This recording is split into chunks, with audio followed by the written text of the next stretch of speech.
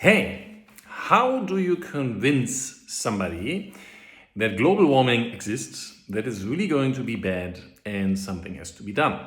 Well, that's a good question, right? And if you're really interested in this topic, well, you're very welcome. Post in the comments what you think, how this should be done, because that's what we are working about. We have on our website, reduceco2now.com.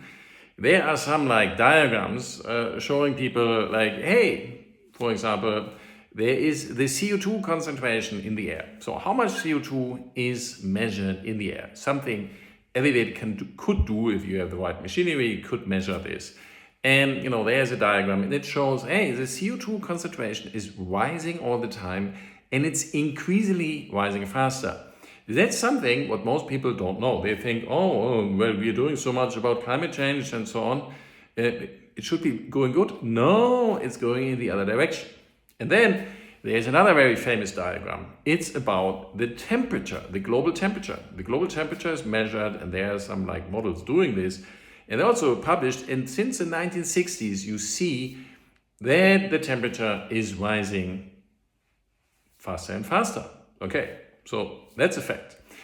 And then it's really the thing, hey, is CO2 and temperature somehow connected? Well, and then there's really good data, what scientists have found, that CO2 and temperature on the planet is really much connected because there's really a causality between the two.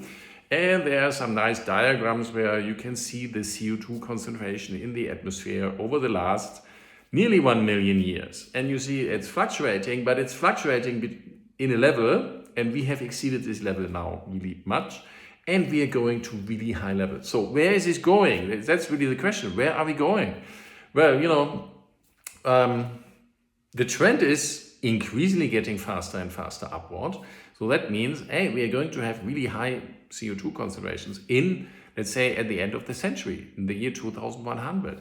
And that's going to be something maybe 600, 700 or even more parts per million. If you look this up in prehistoric history, the world has been a totally different place. Because you have to go back something 20 to 30 million years to have the atmosphere where we are going in the year 2100. It's not going to stop there. We are probably going to produce even more, and then we go to regions of 1,000 parts per million.